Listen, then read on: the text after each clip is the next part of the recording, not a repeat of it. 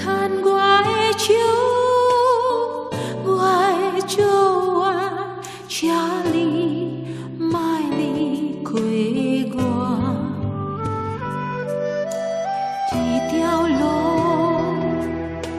我该行，我需要你来作伴。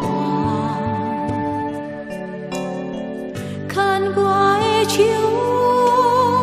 我的主啊，请你莫离开我。有时我会徛，有时毋知安怎行，有时敢若听袂着你的声。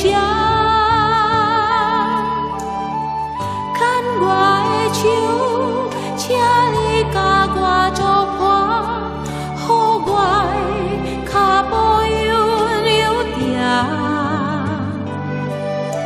行到你的门前，听着你的声，甲我讲，你来我的囝。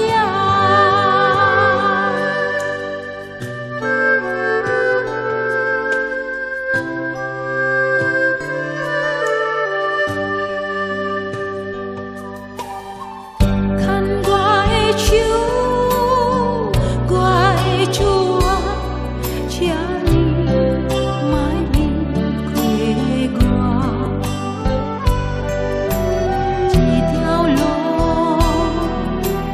我该行，我需要你来作伴。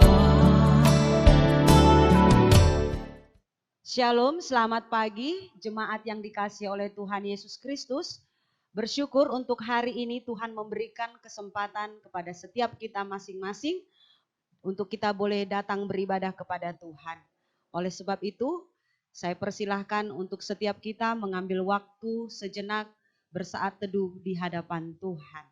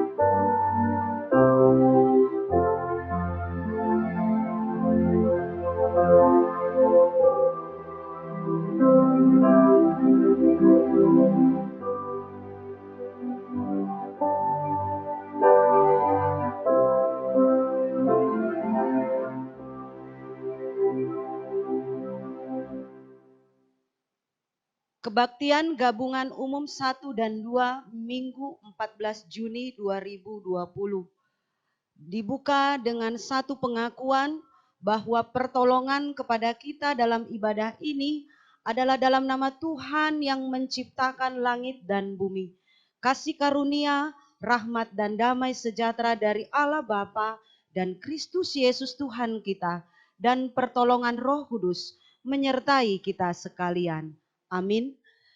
Dengarkanlah firman Tuhan yang akan menuntun kita di dalam ibadah pada pagi hari ini.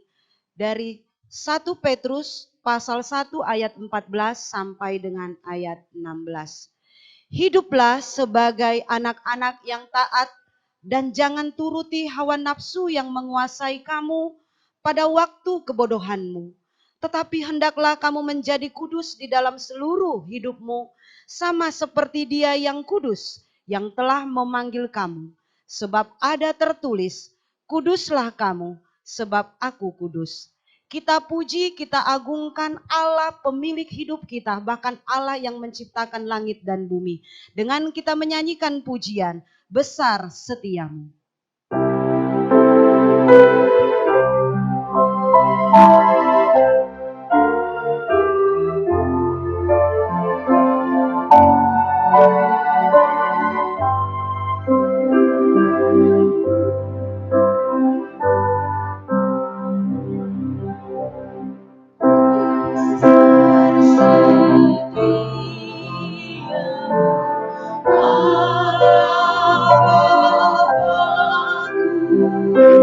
besar kasih-Mu berlimpah. Tiada kurang dan tidak berubah, sempurna dan tetap selamanya.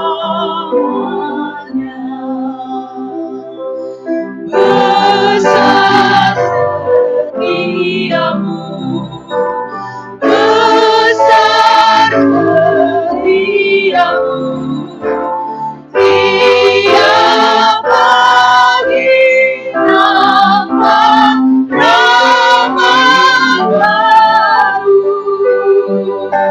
Segala yang baru Kamu sediakan. Besar setiamu kepadaku.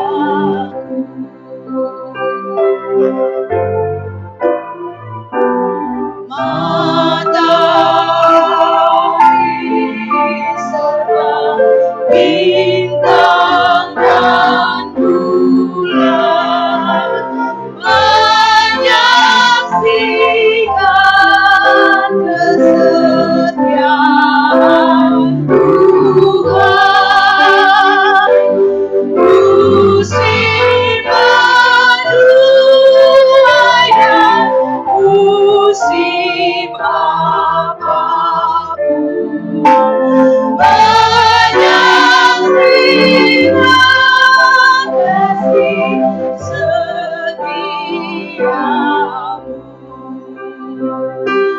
Besar setiamu, besar setiamu, tiap hari nampak rahmat baru. Segala yang Tuhanku Kamu sediakan. Besar setiamu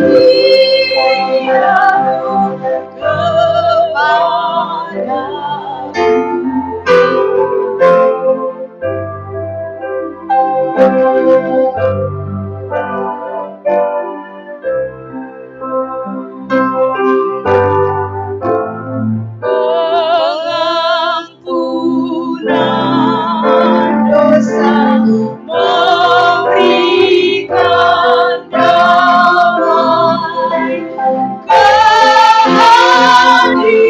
kehadiran Tuhan menghiburkan,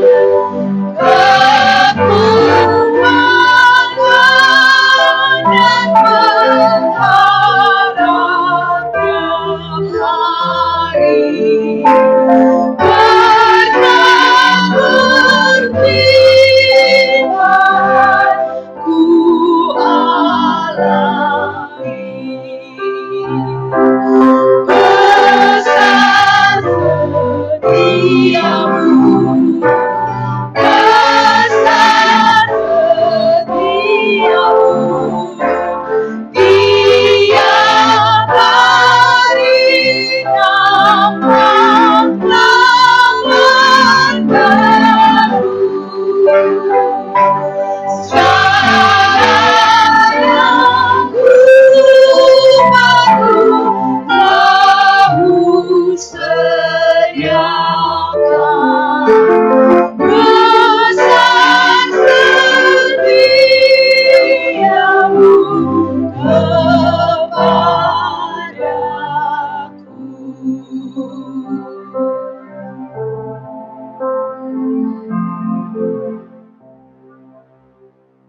Kita bersatu di dalam doa. Tuhan Allah Bapa kami yang ada di dalam kerajaan surga, sungguh kami bersyukur ya Tuhan, karena kami boleh memuji Engkau, kami boleh mengagungkan Engkau.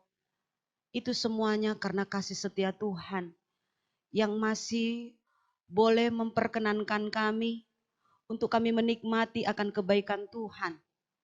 Karena di hari ini Tuhan kembali Engkau anugerahkan kepada kami untuk kami boleh menikmati kehidupan yang Tuhan percayakan. Secara khusus Tuhan Yesus, di pagi hari ini ada kesempatan yang Tuhan berikan kepada setiap kami untuk kami datang beribadah, memuji dan memuliakan Engkau. Namun kami menyadari Tuhan, di dalam keberadaan kami sebagai orang-orang yang telah Engkau selamatkan, kami adalah juga orang-orang yang sering kali gagal di dalam melakukan apa yang menjadi kehendak Tuhan di dalam kehidupan kami. Karena itu Tuhan Yesus, sebelum kami lebih jauh, di dalam kami menyampaikan puji-pujian kami, doa kami, mari Tuhan Yesus, Engkau kiranya boleh berkenan melayakkan kami, agar kami boleh Tuhan menerima akan segala kebaikan Tuhan, untuk kami boleh memuji dan memuliakan Engkau pada saat ini. Kami tahu Tuhan Yesus, ada banyak hal yang tidak berkenan yang kami lakukan di sepanjang perjalanan hidup kami. Karena itu Tuhan Yesus pada pagi hari ini, biarlah kasih setia Tuhan yang besar itu menolong kami, memampukan kami, bahkan melayakkan kami ya Bapa, untuk kami boleh datang di hadapan-Mu. Terima kasih Bapa, di dalam nama Tuhan Yesus Kristus, Tuhan dan Juru Selamat kami yang hidup, kami berdoa dan kami bersyukur. Amin. Kita akan melakukan pembacaan dari kitab Mazmur. Kitab Mazmur yang akan kita baca dari pasal 99 ayat 1 sampai dengan ayat yang ke-9. Saya akan membacakan di ayat-ayat yang ganjil kepada seluruh jemaat Tuhan. Kita akan membacakannya di ayat yang genap. Tuhan Raja yang kudus. Tuhan itu Raja, maka bangsa-bangsa gemetar. Ia duduk di atas kerup-kerup, maka bumi goyang. Tuhan itu maha besar di Sion, dan Ia tinggi mengatasi segala bangsa. Biarlah mereka menyanyikan syukur bagi nama-Mu yang besar dan dahsyat. Kuduslah Ia. Raja yang kuat, yang mencintai hukum. Engkaulah yang menegakkan kebenaran, hukum dan keadilan di antara keturunan Yakub. Engkaulah yang melakukannya. Tinggikanlah Tuhan Allah kita, dan sujudlah menyembah kepada tumpuan kakinya. Kuduslah Ia. Musa dan Harun di antara imam-imamnya, dan Samuel di antara orang-orang yang menyebutkan namanya. Mereka berseru kepada Tuhan, dan Ia menjawab mereka. Dalam tiang awan Ia berbicara kepada mereka. Mereka telah berpegang pada peringatan-peringatannya dan ketetapan yang diberikannya kepada mereka. Tuhan Allah kami, Engkau telah menjawab mereka. Engkau Allah yang mengampuni bagi mereka, tetapi yang membalas perbuatan-perbuatan mereka. Tinggikanlah Tuhan Allah kita, dan sujudlah menyembah di hadapan gunung-Nya yang kudus, sebab kuduslah Tuhan Allah kita. Demikian pembacaan Mazmur. Kita akan kembali memuji memuliakan Tuhan dengan kita memuji pujian Chuho Kwa Peng An.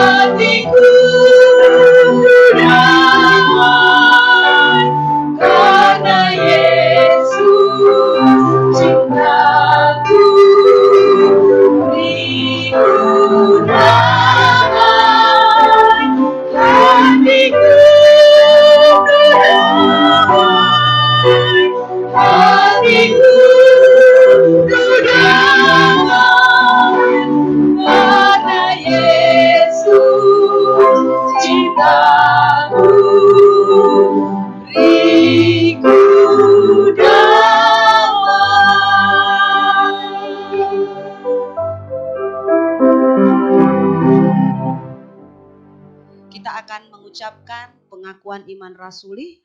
Karena itu saya persilahkan seluruh jemaat Tuhan untuk berdiri bersama dengan orang percaya di segala abad dan tempat. Kita mengikrarkan pengakuan iman rasuli. Aku percaya kepada Allah, Bapa yang Maha Kuasa, Khalik langit dan bumi. Dan kepada Yesus Kristus, anaknya yang tunggal Tuhan kita, yang dikandung daripada Roh Kudus, lahir dari anak darah Maria, yang menderita sengsara di bawah pemerintahan Pontius Pilatus, disalibkan, mati dan dikuburkan, turun ke dalam kerajaan maut. Pada hari yang ketiga, bangkit pula dari antara orang mati, naik ke sorga, duduk di sebelah kanan Allah, Bapa yang Maha Kuasa, dan dari sana ia akan datang untuk menghakimi orang yang hidup dan yang mati. Aku percaya kepada Roh Kudus, gereja yang kudus dan am, persekutuan orang kudus, pengampunan dosa, kebangkitan tubuh, dan hidup yang kekal. Amin. Dipersilahkan duduk kembali. Kita akan memberikan persembahan kepada Tuhan. Setiap jemaat yang saat ini beribadah di rumah, dipersilahkan untuk boleh memberikan persembahannya dengan mengirimkan persembahan tersebut ke rekening BCA yang sudah tertera di dalam pengumuman. Karena itu kita akan menyanyikan pujian Maju Laskar Kristus.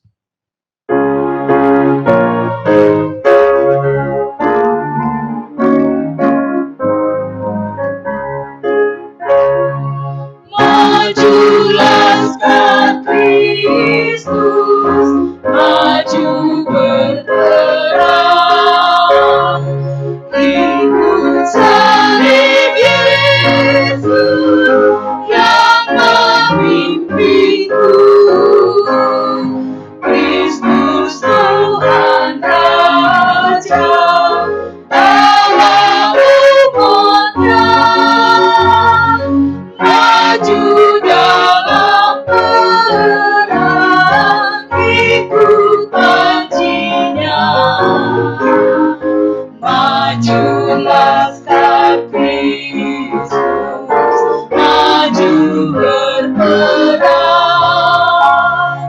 ikut janji Yesus, pasti menangkan. Melihat pancinya, iblis mundurlah.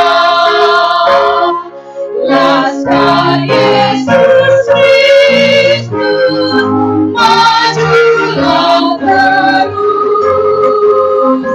Pujian bergema, musuh berkata, umat semuanya puji Tuhannya. Majulah sekarang Kristus, maju berperang,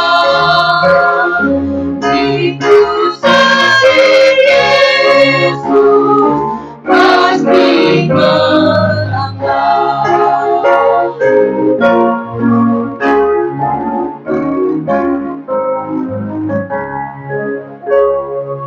Majulah umatnya,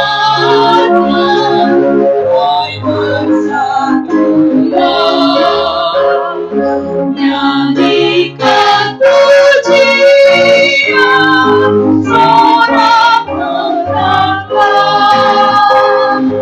Mulia bagi Tuhan, Kristus Sang Raja. Malaikat dan umatnya bernyanyilah. Majulah sekarang Kristus, maju berperang, ikut janji Yesus, pasti menang. Kita bersatu di dalam doa. Terpujilah Engkau Tuhan yang terus dan senantiasa memberkati kami dengan setiap apapun yang Tuhan boleh sediakan untuk kami nikmati di sepanjang kehidupan yang masih Tuhan anugerahkan kepada kami. Kami bersyukur Tuhan karena pagi hari ini Engkau boleh melayakkan kami di dalam kami membawa persembahan kepada Tuhan.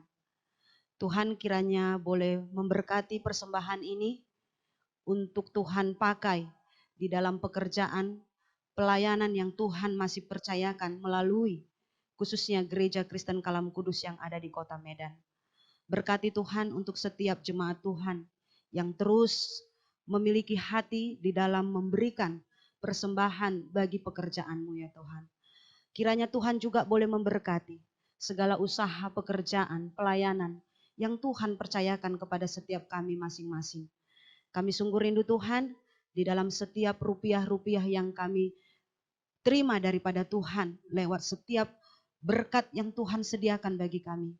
Tolong kami Tuhan, bantu kami Tuhan agar kami dapat mempergunakannya sebagaimana yang Kau kehendaki. Karena kami tahu Tuhan, setiap apapun yang kami dapat di dalam kehidupan kami, itu semuanya berasal daripada Tuhan. Sehingga Tuhan yang akan memberikan kami kekuatan untuk kami boleh Tuhan mempersembahkan segala bentuk apapun yang Tuhan percayakan kepada kami. Bukan saja di dalam bentuk rupiah-rupiah, di dalam memenuhi kebutuhan kami. Tetapi terlebih lagi Tuhan, seluruh kehidupan kami, waktu kami, kemampuan kami, bahkan segala sesuatu yang telah Engkau percayakan. Ajar kami Tuhan, agar kami boleh mempersembahkannya, untuk kami boleh memuliakan Engkau. Terima kasih Bapa, Engkau masih memberikan kami kesempatan di dalam kami memberikan apa yang Tuhan percayakan kepada kami pada saat ini. Saat ini Tuhan kami juga berdoa untuk seluruh jemaat Tuhan yang saat ini Tuhan sedang beribadah di rumah. Mari Tuhan kiranya Engkau juga boleh melawat mereka. Kondisi yang saat ini Tuhan tidak memungkinkan kami untuk berkumpul sebagaimana biasanya di beberapa waktu-waktu yang lalu. Untuk kami boleh beribadah bersama-sama. Saat ini Tuhan kami bersyukur karena kami pun masih diberikan kesempatan untuk kami boleh beribadah. Karena itu Tuhan Yesus Engkau tolong agar seluruh jemaat-Mu Tuhan yang boleh beribadah saat ini di rumah masing-masing, Engkau arahkan hati mereka untuk mereka boleh Tuhan mengangkat puji-pujian bagi Tuhan, bahkan mereka juga boleh lagi diberi kesempatan untuk mendengarkan kebenaran firman Tuhan. Terima kasih Bapa, kami percaya Tuhan semua kondisi yang saat ini sedang kami alami, kami yakin Tuhan, Tuhan yang akan memberikan kepada kami kemampuan untuk dapat melewatinya. Tolong kami Tuhan agar kami tetap mensyukuri segala apapun yang menjadi rencana Tuhan, baik kepada bangsa kami, kepada keluarga kami, bahkan kepada kami secara pribadi lepas pribadi. Terima kasih Bapa, kami sungguh rindu Tuhan tetap memelihara iman percaya kami sebagai umat-Mu Tuhan, melalui segala situasi yang terjadi dalam kehidupan kami. Sehingga kami yakin Tuhan, iman yang Kau anugerahkan kepada kami akan membawa kami juga dapat mengasihi Engkau Tuhan, melalui segala sesuatu apapun yang terjadi, yang akan kami lakukan di dalam setiap tugas tanggung jawab kami. Kami mau Tuhan mengerjakannya. Kami tahu itu semuanya adalah untuk menyenangkan hati Tuhan. Terima kasih Bapak, jemaat Tuhan yang saat ini juga sedang dalam kelemahan tubuh. Kami memohon juga belas kasihan Tuhan. Kondisi mereka Tuhan yang saat ini mungkin kesulitan untuk melakukan berbagai aktivitas. Biarlah kasih setia Tuhan juga melawat mereka. Memberikan mereka semangat untuk menikmati akan segala kebaikan Tuhan yang masih memberikan kesempatan kepada mereka hidup di tengah-tengah dunia ini. Kondisi sakit yang mereka alami Tuhan, kiranya itu tidak mengurangi sedikit pun sukacita mereka di dalam terus mengasihi Engkau di dalam perjalanan hidup yang Tuhan anugerahkan. Terima kasih Bapak, kami juga berdoa untuk pelayanan yang Tuhan percayakan melalui Gereja Kristen Kalam Kudus. Biarlah Tuhan menolong agar bentuk pelayanan yang Tuhan terus percayakan, biarlah Tuhan pakai untuk kami semakin lagi setia Tuhan di dalam tugas tanggung jawab pelayanan yang Tuhan percayakan. Sehingga melalui pelayanan-pelayanan yang ada, kami diberikan lagi kemampuan untuk semakin setia di dalam melakukan pelayanan yang Tuhan anugerahkan. Terima kasih Bapak, kami juga berdoa untuk Sekolah Kristen Kalam Kudus. Kami bersyukur Tuhan karena sebentar lagi kami akan mengakhiri tahun pelajaran 2019-2020. Tolong kami Tuhan, kondisi yang saat ini sedang kami alami, khususnya Tuhan di dalam proses pembelajaran secara online yang kami lakukan kepada anak-anak didik kami di rumah. Kami bersyukur Tuhan semuanya dapat kami lewati. Itu semuanya hanya karena kemurahan Tuhan bagi kami. Terus Tuhan mampukan kami, khususnya Tuhan di dalam penerimaan murid baru untuk tahun ajaran ke depan. Kami berdoa, kiranya Tuhan yang terus menolong. Murid-murid yang kami butuhkan Tuhan untuk mereka boleh kami didik di sekolah ini. Kiranya Tuhan tambah-tambahkan.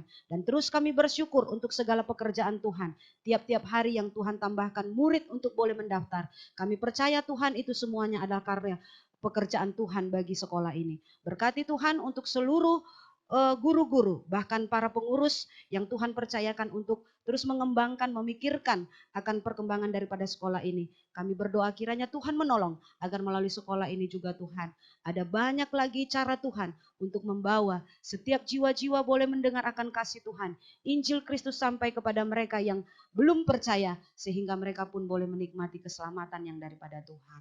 Terima kasih Bapak untuk bangsa dan negara kami juga kami serahkan ke dalam tangan pengasihan Tuhan.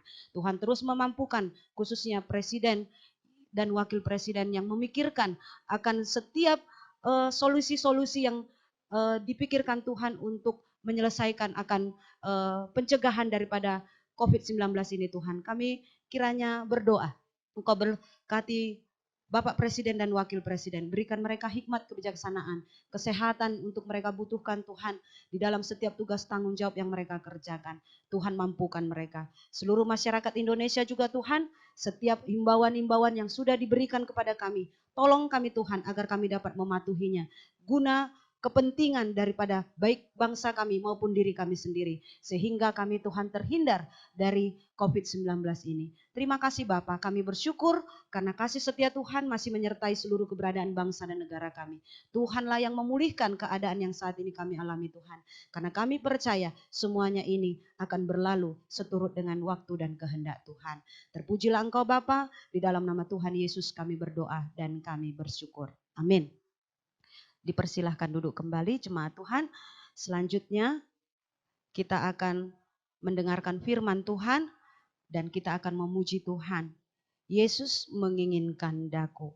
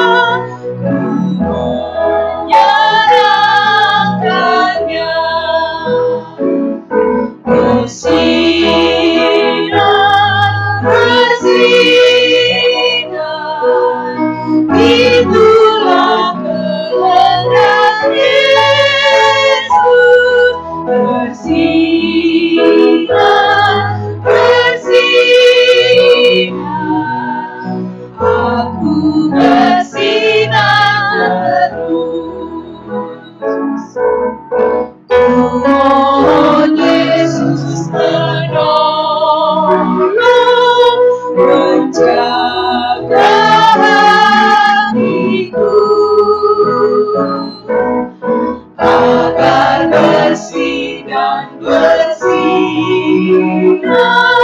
kehidupanku.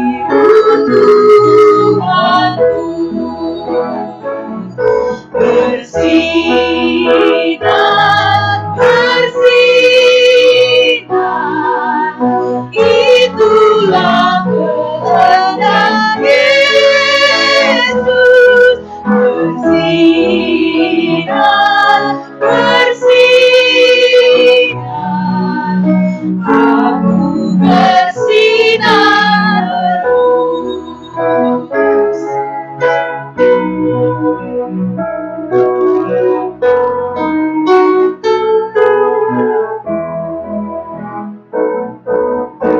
Aku ingin bersinar dan melayaninya hingga di surga ku hidup senang bersamanya. Bersinar, bersinar, itulah kehendak Yesus. Bersinar, bersinar, aku bersinar terus. Bersinar, bersinar, itulah kehendak Yesus. Bersinar, bersinar, aku bersinar terus.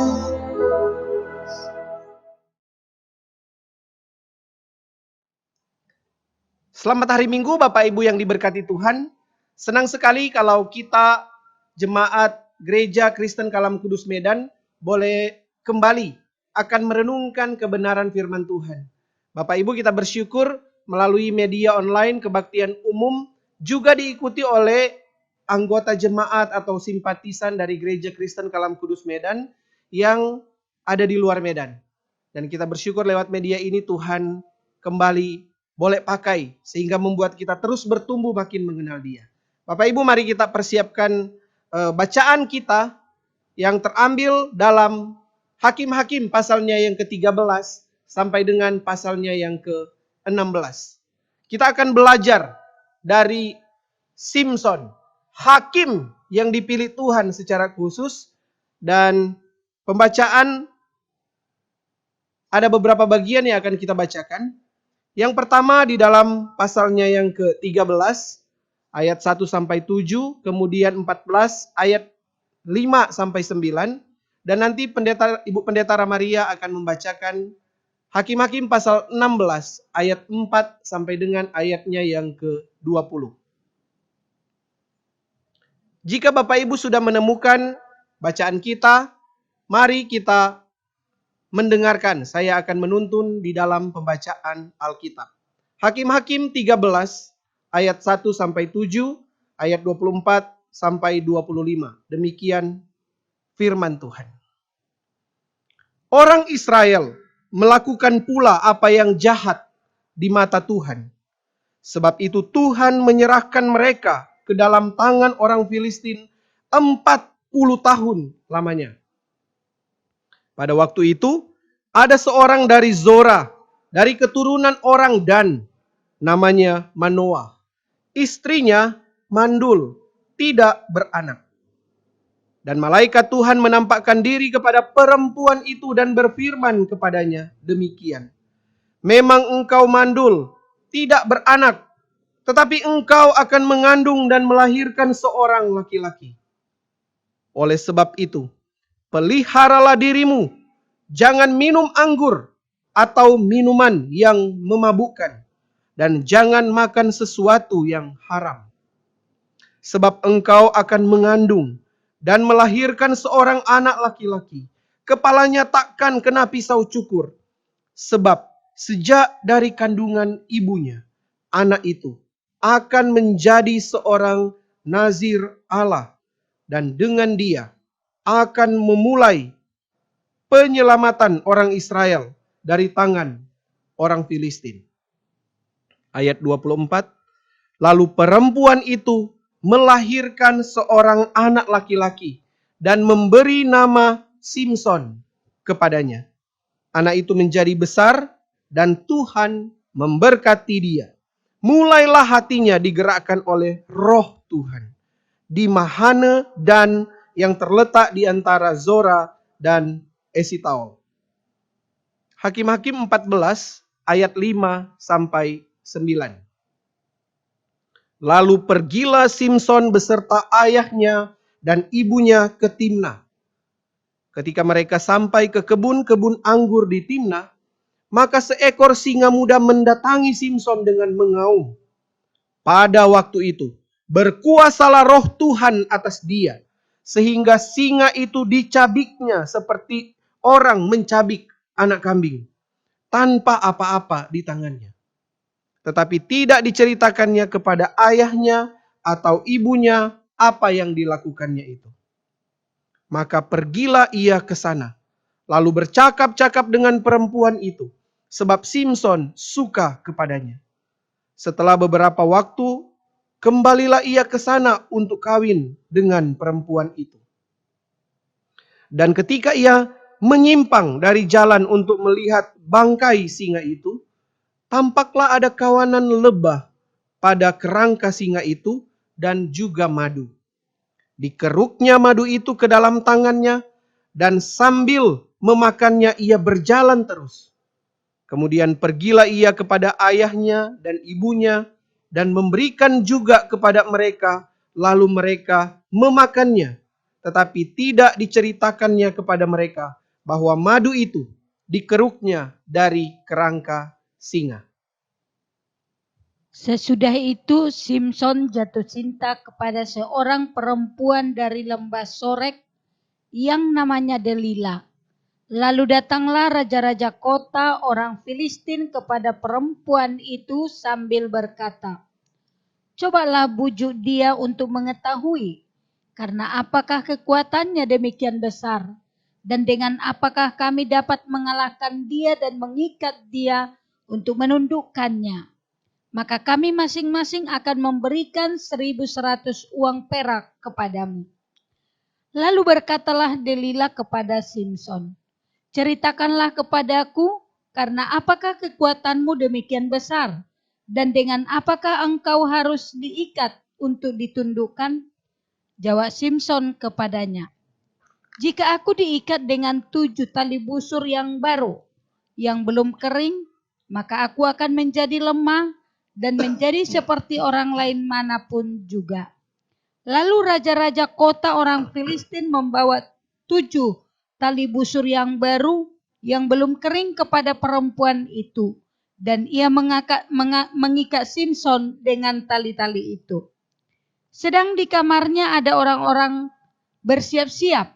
Kemudian berserulah perempuan itu kepadanya, "Orang-orang Filistin menyergap engkau, Simson."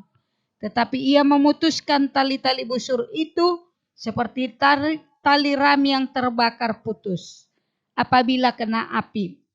Dan ketika ketahuan di mana, dan tidaklah ketahuan di mana duduk kekuatannya itu. Kemudian berkatalah Delila kepada Simson, "Sesungguhnya engkau telah mempermain-mainkan dan membohongi aku. Sekarang ceritakanlah kiranya kepadaku, dengan apakah engkau dapat diikat?" Jawabnya kepadanya, "Jika aku diikat erat-erat dengan tali baru yang belum terpakai untuk pekerjaan apapun, maka aku akan menjadi lemah dan menjadi seperti orang lain manapun juga." Kemudian Delila mengambil tali baru. Diikatnyalah dia dengan tali-tali itu dan berseru kepadanya, "Orang-orang Filistin menyergap engkau, Simson. Di kamar ada orang siap-siap, tetapi tali-tali itu diputuskannya tanggal dari tangannya seperti benang saja. Berkatalah Delila kepada Simson, sampai sekarang engkau telah mempermain-mainkan dan membohongi aku.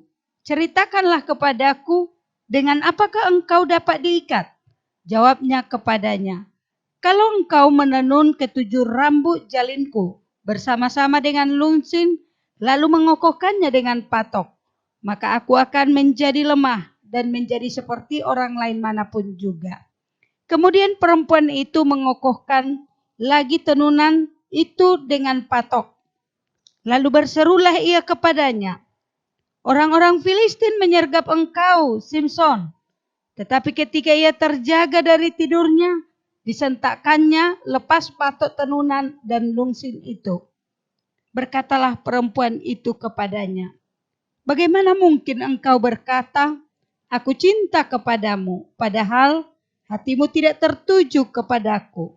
Sekarang telah 3 kali engkau mempermain-mainkan aku dan tidak mau menceritakan kepadaku, karena apakah kekuatanmu demikian besar? Lalu setelah perempuan itu berhari-hari merengek-rengek kepadanya dan terus mendesak-desak dia, ia tidak dapat lagi menahan hati sehingga ia mau mati rasanya. Maka diceritakannya lah kepadanya segala isi hatinya, katanya, kepalaku tidak pernah kena pisau cukur, sebab sejak dari kandungan ibuku, aku ini seorang nazir Allah. Jika kepalaku dicukur, maka kekuatanku akan lenyap daripadaku, dan aku menjadi lemah dan sama seperti orang-orang lain. Ketika dilihat Delila bahwa segala isi hatinya telah diceritakannya kepadanya, disuruhnyalah memanggil raja-raja kota orang Filistin, katanya, sekali ini lagi datanglah kemari, sebab ia telah menceritakan segala isi hatinya kepadaku. Lalu datanglah raja-raja kota orang Filistin itu kepadanya sambil membawa uang itu.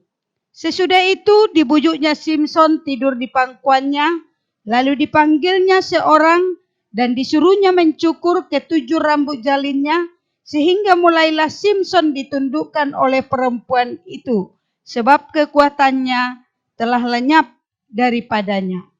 Lalu berserulah perempuan itu, orang Filistin menyergap engkau, Simson. Maka terjagalah ia dari tidurnya serta katanya, seperti yang sudah-sudah, aku akan bebas dan akan meronta lepas. Tetapi tidaklah diketahuinya bahwa Tuhan telah meninggalkan dia. Tetapi tidaklah diketahui Simson bahwa Tuhan telah meninggalkan dia. Bapak Ibu yang diberkati Tuhan, demikian jauh pembacaan dan pembacaan firman Tuhan kita pada hari ini.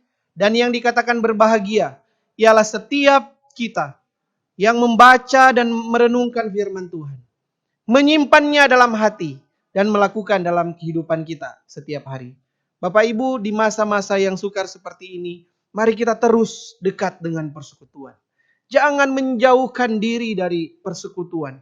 Kita dekat dengan firman Tuhan, dekat dengan hati Tuhan. Baca Alkitab, renungkan firman Tuhan, dan kita kemudian punya relasi yang indah dengan Tuhan. Bapak Ibu, tema kita hari ini adalah belajar dari Simson. Belajar dari Simson. Paling tidak ada satu kesamaan, meskipun tentunya banyak perbedaan, termasuk perbedaan iman, perbedaan kerohanian, antara Simson dengan 2 orang yang akan saya sebut ini. Yang pertama adalah Maradona, Diego Armando Maradona. Berkebangsaan Argentina, pesepak bola ini adalah legenda, Bapak Ibu. Bicara tentang kualitas, Diego Armando Maradona tidak diragukan. Berbicara tentang karir, skill, dia langsung menuju puncak karirnya. Berbicara mengenai skill sepak bola, sampai sekarang sulit ada orang yang menyamakan kelihayannya menggocek bola di lapangan. Bapak Ibu, tetapi ketika dia berhasil membawa klub-klubnya, sebut saja Barcelona, yang berikut Napoli. Napoli di Italia itu pada waktu itu cukup di ranking bawah. Boleh dibilang underdog. Ketika Maradona masuk, wow, Napoli bisa puncak klasmen dan capai Scudetto, tingkat tertinggi dari Liga Italia pada waktu itu. Bapak Ibu, ketika Argentina ikut Piala Dunia tahun 1986, Diego Armando Maradona berhasil dengan keahlian dirinya memotivasi teman-temannya dan mereka memboyong Piala Dunia yang kedua kali. Dan Maradona bahkan dipuja bak raja. Ada satu patung yang didirikan untuk mengenang Maradona baik di Napoli maupun di Argentina. Tetapi sangat disayangkan, di dalam karirnya yang cemerlang tiba-tiba langsung drop. Kenapa? FIFA pada waktu itu menghentikan dia bermain beberapa bulan. Karena kasus yang pertama dia kedapatan doping. Kasus yang kedua dia juga kedapatan doping. Sampai akhirnya dia tidak diperbolehkan main. Di dalam satu buku biografi yang ditulis untuk dia, di situ Maradona berkata demikian. Pernah dalam waktu hidup saya tidak bisa melewati satu malam pun tanpa menghabiskan satu botol whisky. Dan Bapak Ibu, pada endingnya karirnya, meskipun sekarang dia bisa melatih lagi, pada waktu itu karirnya sebagai pemain langsung turun. Seorang pahlawan sepak bola yang demikian hebat, punya skill yang hebat, jatuh karena satu hal sepele. Mabuk-mabukan, minum-minuman keras, doping, dan narkoba. Terlibat dalam hal yang tidak sepantasnya dilakukan oleh seorang pemain bola. Orang yang kedua adalah Bill Clinton. Bill Clinton adalah Presiden Amerika Serikat yang ke-42. Dan luar biasanya, Presiden yang tampan ini dan sangat brilian ini menanjak memulai karirnya mulai dari bawah. Sebagai seorang pengacara, terus lanjut naik menjadi jaksa agung, terpilih menjadi gubernur sebuah negara bagian yaitu Arkansas, dan kemudian terpilih menjadi Presiden Amerika Serikat. Tetapi kemudian pada tanggal 19 Desember tahun 1998, Dewan Perwakilan Rakyat atau Parlemen Amerika Serikat memecat Clinton dari jabatan presiden. Mengapa Bapak Ibu? Sebelumnya sudah diadakan penyelidikan untuk memaksulkan atau mencopot jabatan presiden. Karena satu kasus yang sepertinya sepele, yaitu skandal seks. Bill Clinton ternyata terlibat dengan affair dengan satu wanita muda berusia 21 tahun yang pada waktu itu melaksanakan tugas magang di Gedung Putih. Dan berita selanjutnya, fakta membuktikan bahwa dia mengakui hal itu dan kemudian karirnya langsung drop Bapak Ibu. Meskipun kemudian dia bisa jadi presiden lagi dan menyelesaikan sampai tahun 2001, tetapi sejak 2001 dia kemudian turun, makin turun, dan kemudian karirnya langsung mati. Bapak Ibu yang diberkati Tuhan, kesamaan dua orang ini dengan Simpson adalah pemimpin hebat, pahlawan yang luar biasa, skill yang baik, tetapi kemudian jatuh pada hal yang seharusnya sepele. Mari kita melihat tentang kehidupan Simpson lebih jauh lagi.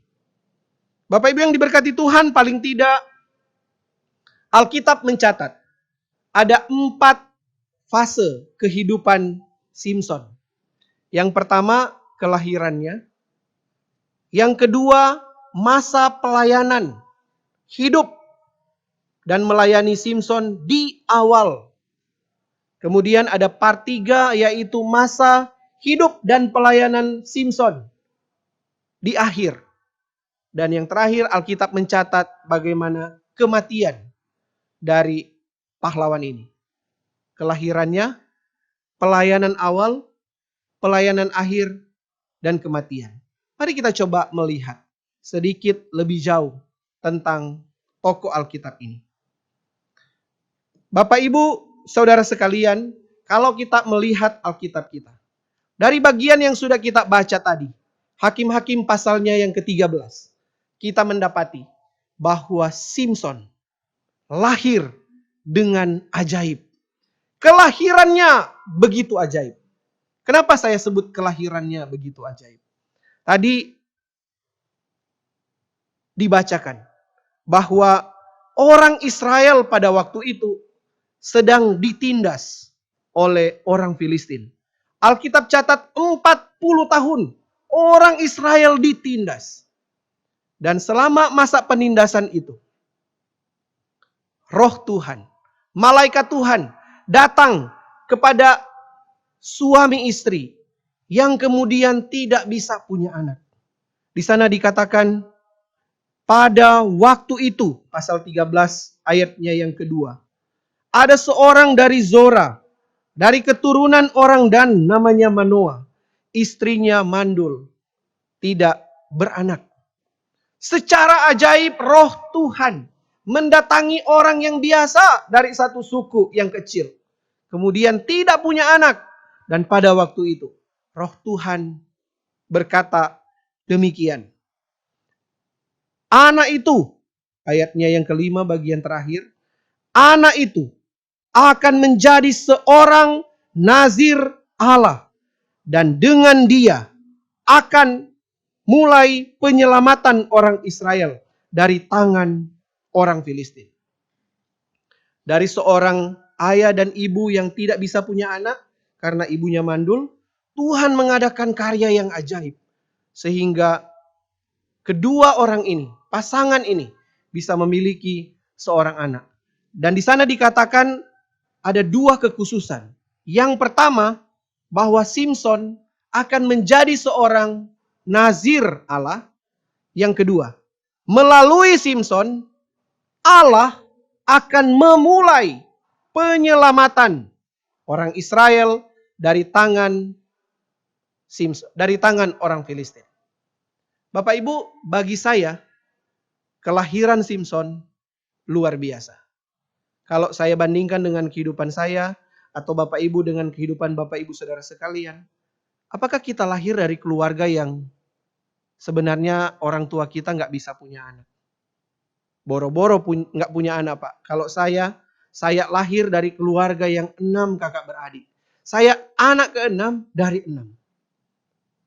Bagian yang kedua, saya merasa cemburu atau paling tidak Simson itu ajaib. Kenapa? Karena sejak dia dari kandungan, bahkan sebelum dia ada di kandungan, Roh Tuhan sudah memberikan kepastian tentang apa tujuan hidup Simson. Setelah di masa akhir saya kuliah, Bapak Ibu, saya benar-benar menggumuli Tuhan mau saya ke depan melakukan apa? Apakah tetap sebagai insinyur, sarjana teknik, jadi pengusaha atau kontraktor yang membangun-bangun, atau saya jadi apa gitu? Birokrat atau pegawai negeri sipil atau apa? Beberapa tahun saya menggumuli, saya sulit menemukan apa panggilan hidup saya. Saya tidak tahu dengan kita sekalian. Apakah kita dengan mudah menemukan panggilan hidup kita? Tetapi Simson lahirnya luar biasa. Dari sesuatu keadaan yang gersang, tidak bisa punya anak, mandul, tetapi kemudian dianugerahkan hidup. Dan yang kedua, sebelum dia lahir, dia udah tahu apa panggilan hidupnya. Menjadi nazir Allah untuk tugas penyelamatan. Bapak Ibu, berkaitan dengan nazir, dari tadi disebutkan tentang kata nazir. Nazir itu ada dicatat di dalam Bilangan pasalnya yang ke-6. Dan mari kita coba melihat dengan lebih perlahan. Apa itu Nazir Allah? Contoh Thomas akan membacakan Bilangan pasalnya yang ke-6. Ayatnya yang pertama sampai dengan ayatnya yang ke-7. Bilangan 6 ayat yang pertama sampai ke-7, LAI memberi judul Hukum Mengenai Kenasiran. Tuhan berfirman kepada Musa, "Berbicaralah kepada orang Israel dan katakanlah kepada mereka, apabila seseorang laki-laki atau perempuan mengucapkan nasir khusus, yakni nasar, orang nasir, untuk mengkhususkan dirinya bagi Tuhan, maka haruslah ia menjauhkan dirinya dari anggur dan minuman yang memabukkan. Jangan meminum cuka anggur atau cuka minuman yang memabukkan, dan jangan meminum sesuatu minuman yang dibuat dari buah anggur, dan jangan memakan buah anggur, baik yang segar maupun yang kering. Selama waktu kenasirannya, janganlah ia makan sesuatu apapun yang berasal dari pohon anggur, dari bijinya sampai kepada pucuk rantingnya. Selama waktu nasarnya, sebagai orang nasir, janganlah pisau cukur lalu di kepalanya. Sampai genap waktunya ia mengkhususkan dirinya bagi Tuhan. Haruslah ia tetap kudus dan membiarkan rambutnya tumbuh panjang. Selama waktunya ia mengkhususkan dirinya bagi Tuhan, janganlah ia dekat kepada mayat orang. Bahkan apabila mati ayahnya ataupun ibunya, saudaranya laki-laki ataupun saudaranya perempuan, janganlah ia menajiskan dirinya kepada mereka. Sebab tanda kenasiran bagi Allahnya ada di atas kepalanya. Bapak Ibu yang diberkati Tuhan, sepanjang pembacaan Alkitab saya dari Kejadian sampai dengan Wahyu, saya menemukan hanya sedikit tokoh Alkitab yang kemudian dikhususkan menjadi Nazir Allah. Kalau kita baca bagian tadi, ternyata ada 2 jenis Nazir. Yang pertama, seorang laki-laki atau perempuan yang dengan sengaja mengucapkan nazar, janji, sumpah khusus untuk menghususkan diri bagi Tuhan. Ini yang pertama. Ada orang tertentu, laki atau perempuan, sengaja mengkhususkan, mendedikasikan dirinya bagi Tuhan. Tetapi yang kedua, ada nazir yang secara khusus Tuhan yang kemudian tetapkan dia menjadi nazir. Ada dari inisiatif pribadi, itu yang pertama. Dan ada inisiatifnya dari Tuhan. Kalau kita lihat berdasarkan waktu, ada 2 jenis juga. Yang pertama, yaitu yang sementara. Beberapa waktu tertentu. Tetapi ada jenis nazir yang kedua, yaitu sejak dia lahir, terus menerus sampai dia mati, dia adalah nazir Allah.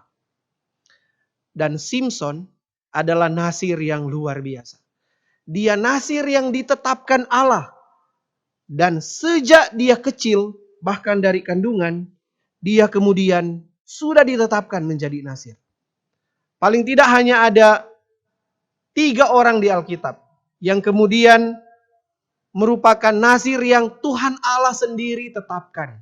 Mulai dari dia bayi sampai pada masa tuanya, seterusnya seumur hidupnya dia nazir Allah. Yang pertama Simson, yang kedua Yohanes Pembaptis, dan yang ketiga Tuhan Yesus. Ada seorang nazir yang kemudian dari dia kecil sampai dia besar, juga sampai dia mati adalah nazir Allah. Tetapi bukan Tuhan yang secara khusus pilih. Kalau kita membaca kisah Samuel, ibu Samuel, Hana, berdoa kepada Allah, Tuhan, kiranya engkau anugerahkan saya anak dalam kemandulan saya. Dan kalau engkau karuniakan saya anak, saya akan persembahkan dia bagi Tuhan menjadi nazir Allah. Samuel pun nazir Allah dari kecil sampai masa akhir. Tetapi Samuel disengaja dalam pengertian Tuhan memakai ibunya untuk mendedikasikan anak ini bagi Tuhan. Simson adalah unik Bapak Ibu. Dan Tuhan sengaja memilih dia supaya orang Israel diselamatkan dari tangan orang Filistin. Ini adalah pilihan yang wow Bapak Ibu. Yang kedua, mari kita lihat siapa Simson dari kisah pelayanannya. Kalau kita melihat awal pelayanan Simson, itu tercatat di dalam Hakim-Hakim pasalnya yang ke-13, Hakim-Hakim pasal 14, sampai dengan pasal 15 ayatnya yang ke-20. 13, 14, 15 menceritakan tentang awal pelayanan Simson. Saya mencatat Bapak Ibu, ada beberapa poin di bagian ini. Yang pertama, Simson mendengar suara Tuhan dan Simson didengar oleh Tuhan. Pada awal pelayanan dia sejak dia dewasa, Simson mendengar suara Tuhan dan Simson didengar oleh Tuhan. Apa bukti Simson mendengar suara Tuhan dan Simson didengar oleh Tuhan? Kalau kita melihat bagian Alkitab yang kita baca, kita menemukan ada 3 kali frasa pada waktu itu. Berkuasalah roh Tuhan atas dia, atas Simson. Yaitu Hakim-Hakim 14 ayatnya yang ke-6. Kemudian Hakim-Hakim pasal 14 ayat 19. Dan Hakim-Hakim pasal 15 ayatnya yang ke-14. Tiga kali roh Tuhan berkuasa atas Simson. Tetapi ada juga frasa di pasal 13 ayatnya yang ke-25. Di mana dikatakan mulailah hatinya digerakkan oleh roh Tuhan. Tetapi yang frasa berkuasalah roh Tuhan atas Simson 3 kali Bapak Ibu. Jadi Simson mendengar suara Tuhan. Tuhan perintahkan apa, dia ikuti. Tuhan perintahkan apa, dia taat. Tuhan perintahkan apa, dia lakukan. Bapak Ibu. Ini relasi yang baik. Kalau kita melihat Hakim-Hakim 15 ayatnya yang ke-18. Di sana dikatakan demikian. Ketika ia sangat haus, berserulah ia kepada Tuhan. Berserulah ia kepada Tuhan. Dan ayat 19 berkata demikian. Kemudian Allah membelah liang batu. Bapak Ibu, ini yang saya maksudkan dengan Simson didengar oleh Allah. Di dalam masa pelayanan awalnya, Simson punya relasi yang intim dengan Tuhan. Komunikasi yang dekat dengan Tuhan. Simson berdoa, Tuhan jawab dengan luar biasa. Tuhan berfirman, Simson dengar dan Simson taat. Bahkan roh Allah melingkupi, menguasai dan bekerja di dalam kehidupan Simson. Hasilnya apa Bapak Ibu? Ketika Roh Kudus bekerja, singa muda dicabik-cabik seperti orang mencabik kambing, kata Alkitab. Yang kedua, ketika roh Allah bekerja, maka Simson dapat berhasil menangkap serigala-serigala dan kemudian serigala-serigala itu kemudian dilepaskan ke panen yang akan dipanen di ladang orang-orang Filistin. Ketika roh Tuhan bekerja, Simson kemudian dapat memutuskan tali dan kemudian hanya dengan rahang keledai, kata Alkitab, maka Simson bisa membunuh musuh 1000 orang dengan 1 rahang keledai. Ketika roh Tuhan bekerja, maka orang yang biasa bisa menjadi luar biasa Bapak Ibu yang diberkati Tuhan. Ketika roh Tuhan bekerja. Bapak Ibu yang diberkati Tuhan, kalau kita melihat fase berikut, yaitu fase yang ketiga, roh Tuhan mundur dari Simson. Pasal 16 ayatnya yang ke-20 yang dibacakan oleh Ibu Pendeta Ramaria adalah pasal di mana hal itu dikatakan demikian. Tetapi tidaklah diketahui Simson bahwa Tuhan telah meninggalkan dia. Di masa-masa kedua pasca Simson di akhir-akhir pelayanannya, ternyata Tuhan telah meninggalkan Simson. Bapak Ibu, sampai di sini saya bertanya, kenapa sih Tuhan meninggalkan orang yang sengaja dipilih Tuhan? Kenapa Tuhan meninggalkan? Dan dampak dari Tuhan meninggalkan besar, Bapak Ibu. Dalam kehidupan orang perkasa ini, dalam kehidupan orang yang kuat ini, tiba-tiba ketika dia ditinggalkan Tuhan, dia tidak bisa punya kekuatan apa-apa, bahkan dia ditangkap oleh penguasa, dipertontonkan di hadapan rakyat, dan menjadi pelawak untuk menghibur mereka. Kembali ke pertanyaan tadi. Kenapa sih Tuhan meninggalkan Simson? Orang khusus, Nasir yang dipilihnya. Sampai di sini ketika bertanya begitu, saya memiliki jawaban yang seperti ini, Bapak Ibu. Ayat ini, ayat ketika Tuhan meninggalkan dia, Simson, dan Simson tidak tahu, adalah ayat di mana Simson melanggar semua sumpah kenazirannya. Melanggar semua sumpah kenazirannya.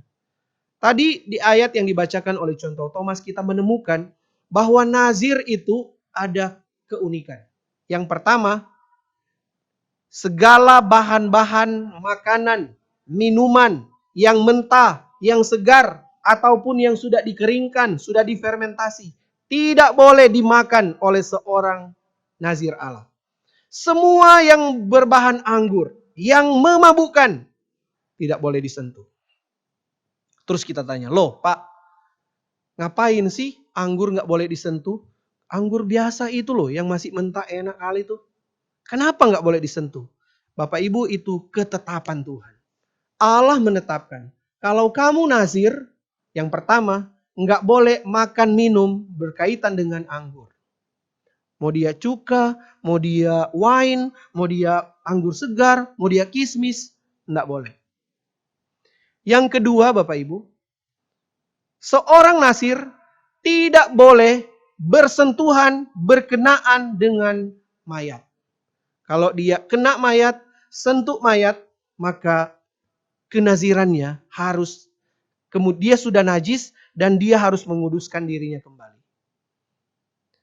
Kalau kita melihat budaya bangsa Israel, ternyata nazir ini bukan cuma kena mayat orang, enggak. Kalau dia kena mayat hewan, maka dia pun harus kembali mengususkan dirinya. Menguduskan kembali supaya dia boleh kembali melaksanakan tugas kenazirannya. Yang ketiga, seorang nazir adalah orang yang punya tanda khusus. Yaitu rambut kepalanya tidak boleh kena pisau cukur. Dia harus tetap pelihara rambutnya, tidak boleh dipotong, dan intinya nggak boleh botak gitu. Tidak boleh botak, nggak boleh dipotong, Bapak Ibu. Kenapa kita lagi bertanya, loh Tuhan kenapa sih kok cuma rambut ini? Jawabannya, itu ketetapan seorang nazir. Sama seperti kalau mau jadi PNS, persyaratannya A, B, C, D. Mau masuk seminari, persyaratannya mesti A, B, C, D. Dan itu ditetapkan oleh departemen atau organisasi atau sekolah tersebut. Dan kalau nazir, ketika Tuhan menetapkan syarat nazir, itu tidak boleh dilangkahi oleh seorang nazir. Dan tadi saya sebutkan, kenapa Allah meninggalkan Simson? Karena Simson melanggar semua sumpah kenazirannya. Dan ini semua. Sebenarnya ini dilakukan secara bertahap oleh Simson. Di masa-masa awal kalau kita lihat tadi, bahwa Simson ketika dalam satu perjalanan untuk ketemu dengan orang yang dikasihinya, Simson kemudian berhadapan dengan singa. Pada waktu itu dibunuhnya singa itu. Artinya mati kan. Tetapi kemudian singa itu dilemparkan ke tepi jalan. Dan setelah beberapa waktu lamanya, dalam hal membunuh singa tentunya Simson tidak melanggar sumpah kenazirannya. Tetapi ketika dia dalam perjalanan pada waktu berikut, hati Simson tergelitik. Sehingga dia pengen lihat gimana sih nasib singa muda itu. Kemudian Alkitab mencatat dia menyimpang.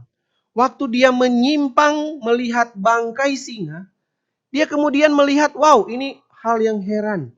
Ternyata di singa itu, pada kerangka-kerangkanya, yang waktu itu mungkin daging-daging dari singa yang udah membusuk mungkin udah nggak ada lagi.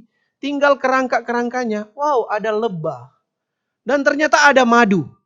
Dia ambil madu itu, dia makan madu itu, dia pulang, dia bawa ke orang tuanya, dia kasih makan ayah ibunya, dan mereka makan bersama-sama. Simson melanggar hal yang pertama. Dia tidak boleh kena dengan bangkai atau mayat. Yang kedua Bapak Ibu. Di dalam Hakim-Hakim pasal 14 ayatnya yang ke-10 dicatat demikian. Setelah ayahnya pergi kepada perempuan itu, perempuan yang ingin dinikahi oleh Simson, Simson mengadakan perjamuan di sana. Sebab demikianlah biasanya dilakukan orang-orang muda. Bapak Ibu, kata perjamuan diterjemahkan dari bahasa Ibrani yang seharusnya diterjemahkan sebagai sebuah pesta dan pertandingan minum minuman keras. Pesta dan pertandingan minum anggur. Budaya Israel itu berbeda dengan budaya Filistin. Dan pada budaya Filistin Bapak Ibu, ketika pesta 7 hari 7 malam orang minum minuman keras. Dan ada satu di mana seorang pengantin pria itu bertanding dengan teman-temannya.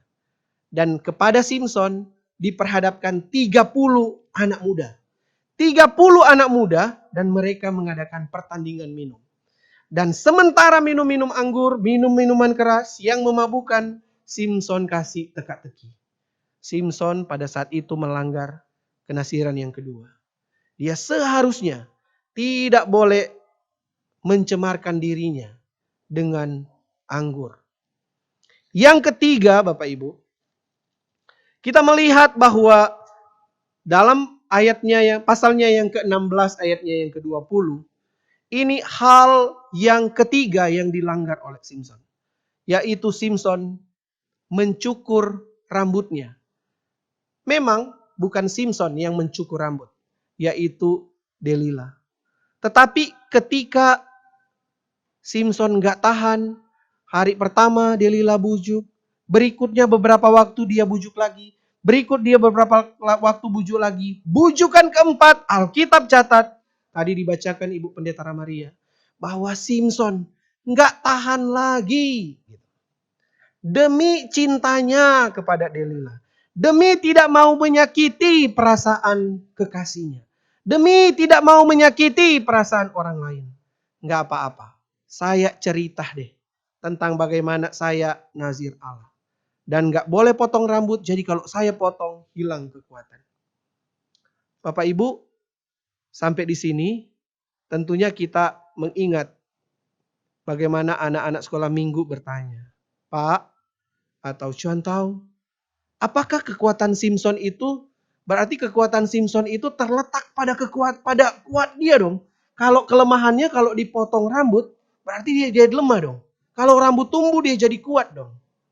Bapak Ibu, ini pertanyaan yang kemudian seakan-akan terjawab, bisa kita jawab demikian. Tapi benarkah kekuatan Simson ada di rambut? Tadi saya udah membacakan ada 3 tempat di mana dikatakan bahwa Roh Allah berkuasa atas Simson. Ketika Roh Allah berkuasa, maka Simson itu punya kekuatan yang extraordinary Bapak Ibu. Dan pada saat ini, ketika Tuhan mundur, ketika Tuhan meninggalkan Simson, maka Simson gak punya lagi kekuatan. Seorang anak Tuhan yang sudah ditinggalkan Tuhan, maka prestasi di dalam Tuhan pasti makin lama makin menurun. Bapak Ibu, ini bukan soal kekuatan Simson, bukan soal rambutnya, tetapi soal relasi dengan Tuhan. Sampai di tahap ini kita belajar bahwa tidak boleh memandang sepele, tanpa pikir panjang. Tidak boleh secara sembrono atau dengan ceroboh menukar kekudusan hidup dengan apapun juga. Kenaziran seorang nazir dilanggar oleh si nazir itu sendiri. Kekudusan hidup dilangkahi Simson. Menganggap sepele, cuma kok minum minuman anggur. Cuma kok dekat bangkai tersentuh. Cuma kok bicara tentang cukur rambut. Nggak ada kaitan itu dengan kekudusan hidup. Ketika berpikir demikian, ketika melangkahi itu, maka Alkitab catat, Tuhan meninggalkan Simson. Bapak Ibu yang diberkati Tuhan, sampai di sini kita belajar satu hal penting, yaitu relasi dengan Tuhan. Kehidupan kudus itu penting. Dan that is the first priority. Itu prioritas utama hidup seorang anak Tuhan. Jaga relasi yang kudus dengan Tuhan. Peka mendengar suara Tuhan dan berdoa kepada Tuhan. Menjalin komunikasi dengan firman Tuhan. Dan kemudian berkomunikasi dengan Tuhan di dalam doa kepada Tuhan.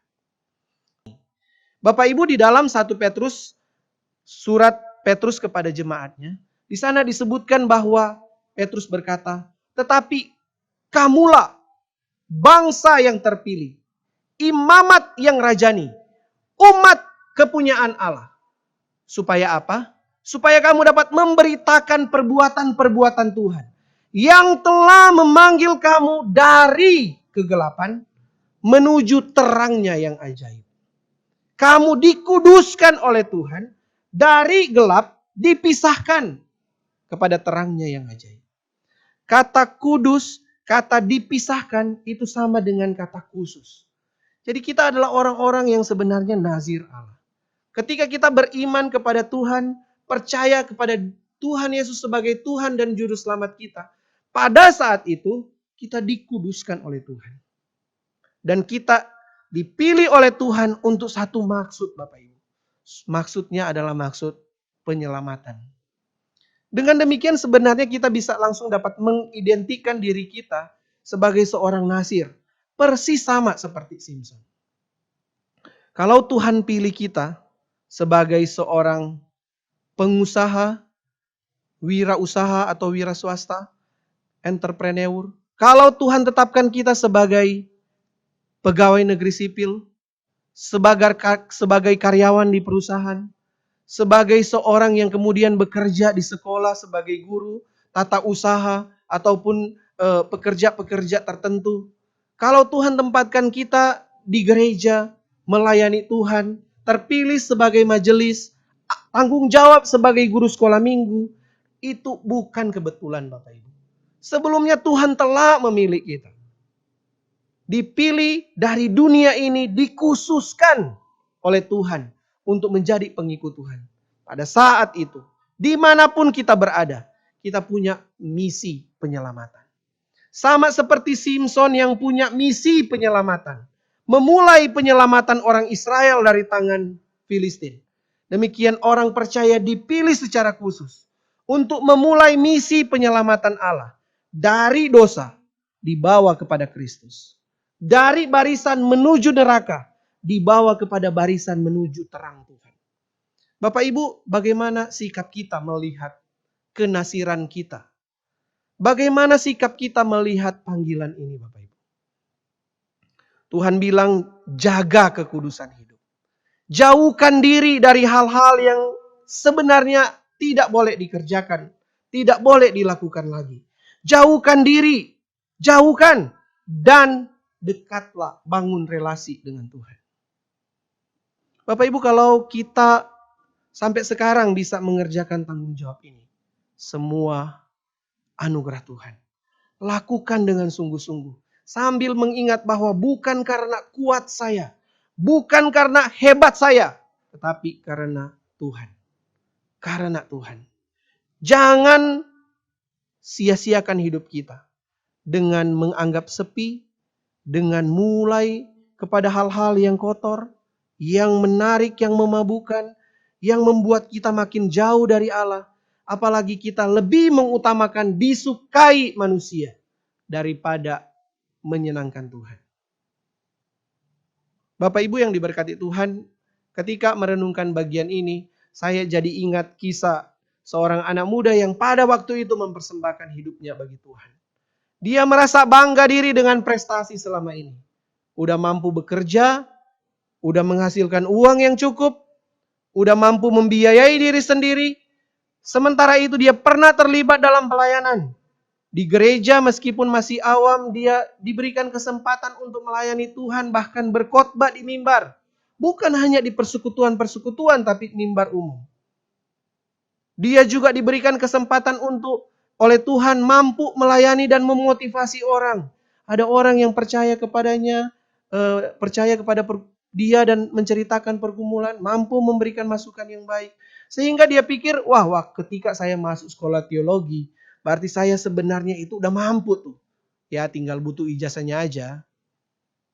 Tapi kemudian anak muda ini berkisah bahwa di masa-masa awal studinya, Tuhan obrak-abrik pikiran dia. Pada waktu itu selama 3 bulan pelayanan pertama di sekolah, 3 bulan pendidikan pertama di seminari, dia tidak bisa berdoa. Dalam suatu asrama dan ada ruang makan di sana, dia diberikan kesempatan untuk pimpin doa makan. Dia bahkan tidak bisa berdoa. Dulu bisa berdoa, sekarang nggak bisa berdoa. Di sebuah kelas, ketika disuruh memimpin doa pembuka pelajaran, sebelum mulai pelajaran, dia berpikir dia mampu.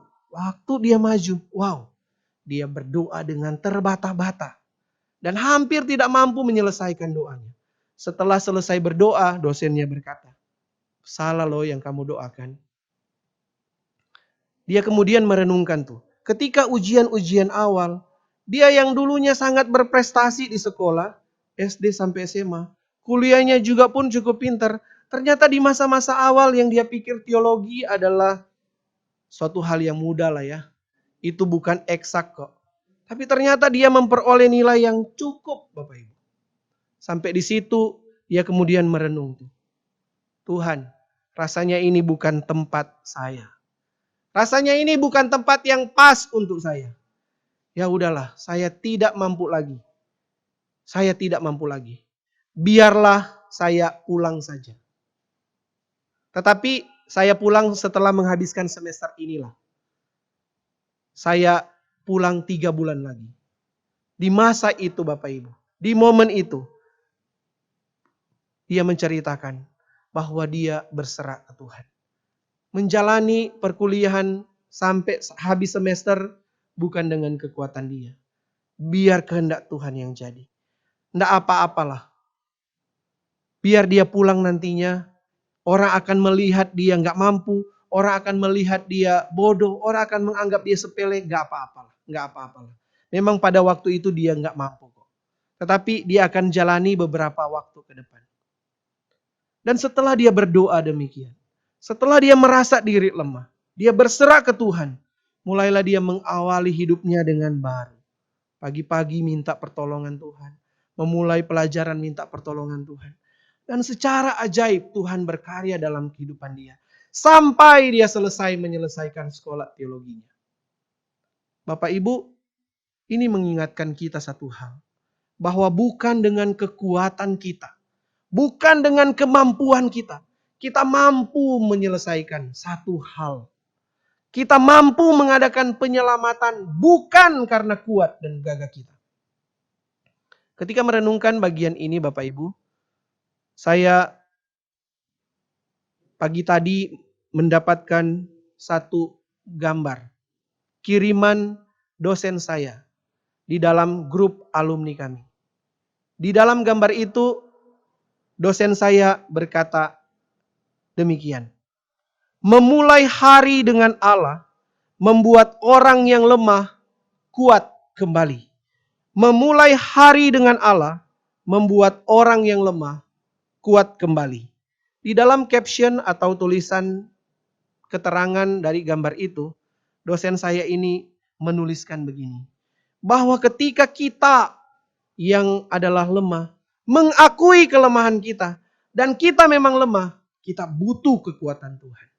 Mengakui bahwa saya lemah, saya akan sadar bahwa ada Tuhan yang kuat.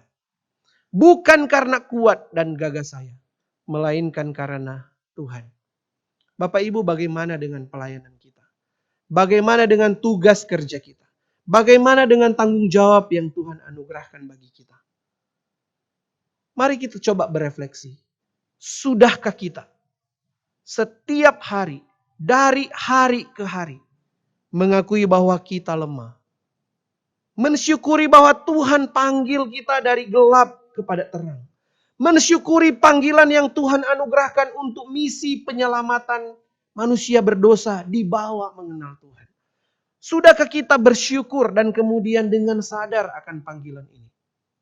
Atau kita berasa bahwa pelayanan yang saya kerjakan sebagai ini, sebagai itu, sebagai ini, sebagai itu, capai ini, capai itu. Semuanya karena kita hebat, karena kita pintar, karena kita kaya, karena kita ganteng, karena kita cantik, ataupun karena A, B, C, D lainnya. Satu ayat terakhir Bapak Ibu saya ambil di dalam Yeremia pasalnya yang ke-9. Ayatnya yang ke-23 sampai ayatnya yang ke-24. Berkata demikian. Beginilah firman Tuhan. Janganlah orang bijaksana bermegah karena kebijaksanaannya. Janganlah orang kuat bermegah karena kekuatannya. Janganlah orang kaya bermegah karena kekayaannya. Tetapi siapa yang mau bermegah, baiklah bermegah karena yang berikut. Bahwa ia memahami dan mengenal aku. Bahwa akulah Tuhan yang menunjukkan kasih setia, keadilan, dan kebenaran di bumi. Sungguh semuanya itu kusukai. Demikianlah firman Tuhan.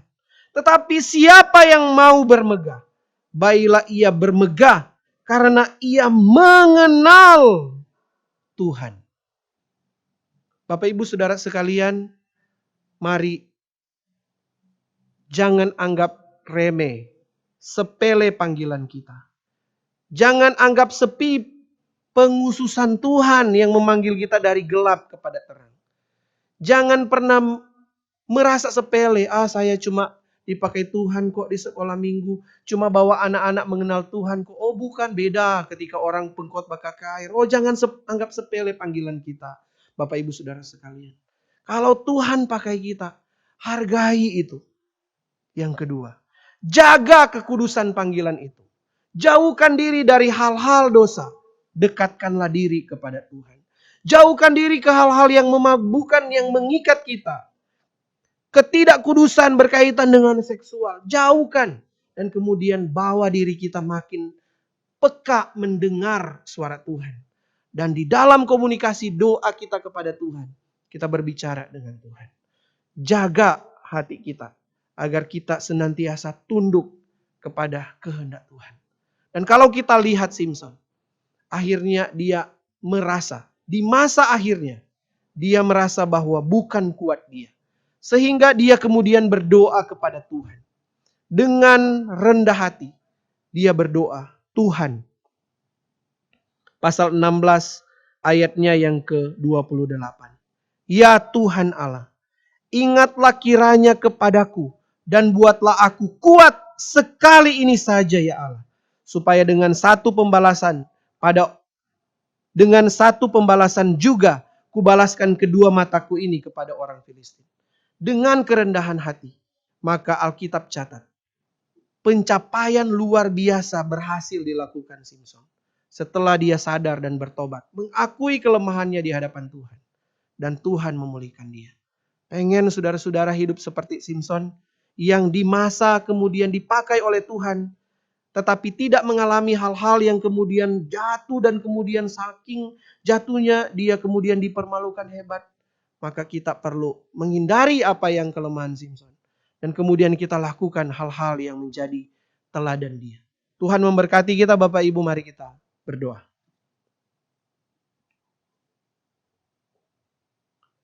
Tuhan Allah Bapa di surga, kami bersyukur untuk firman-Mu. memberikan kekuatan bagi kami. Firman-Mu mendidik dan mengajar kami. Kami jadi mengerti untuk menghargai akan panggilan Allah dalam kehidupan kami. Kami jadi mengerti pentingnya untuk tidak menganggap sepele, sepi panggilan Tuhan. Kami jadi mengerti makna kekudusan Tuhan.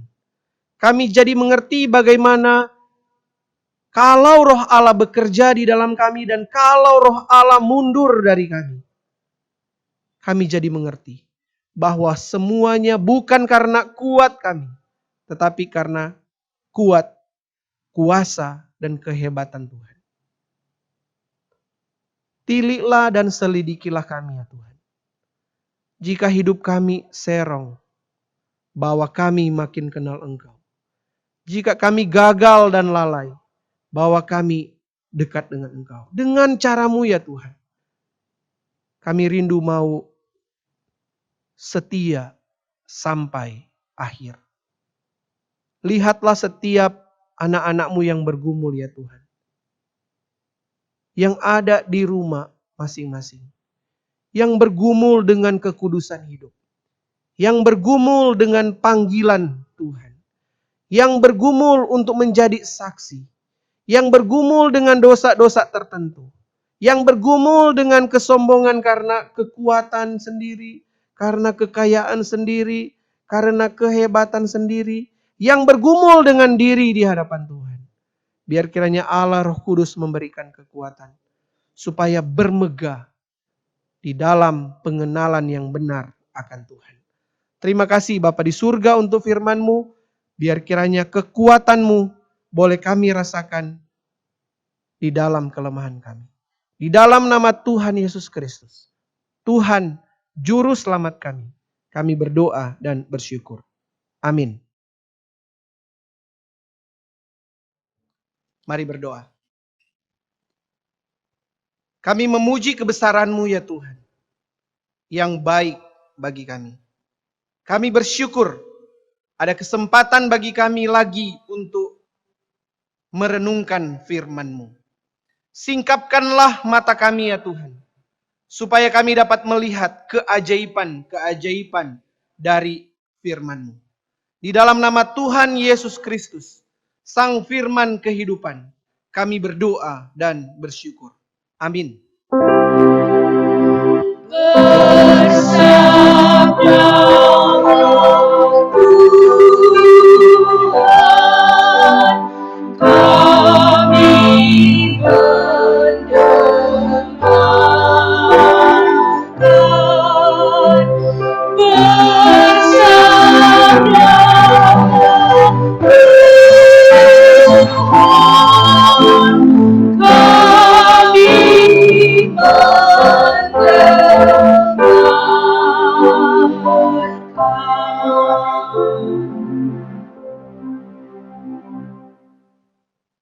Shalom.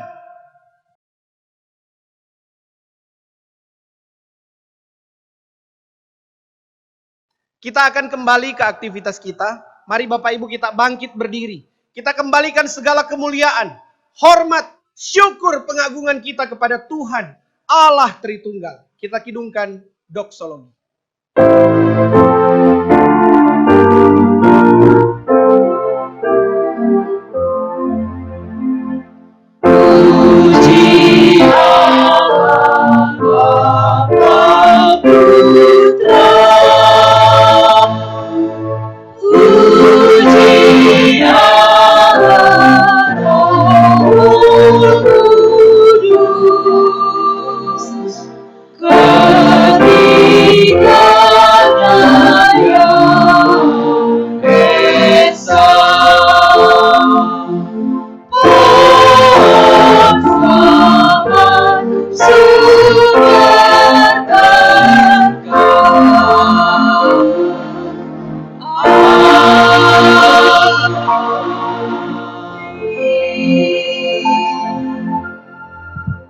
Mari bersama-sama kita mengucapkan doa Bapa kami demikian.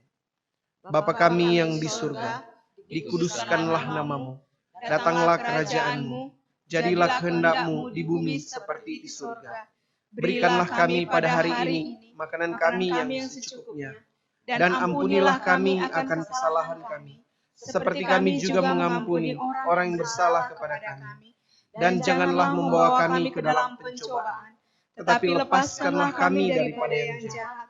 Karena Engkaulah yang mempunyai kuasa, dan kemuliaan sampai selama-lamanya. Amin. Terimalah berkat Tuhan. Kasih karunia, rahmat dan damai sejahtera dari Allah Bapa, cinta kasih Yesus Kristus, dan pertolongan serta penghiburan Allah Roh Kudus menyertai kita sekalian, mulai dari sekarang ini sampai selama-lamanya, sampai Kristus datang kali yang kedua. Amin.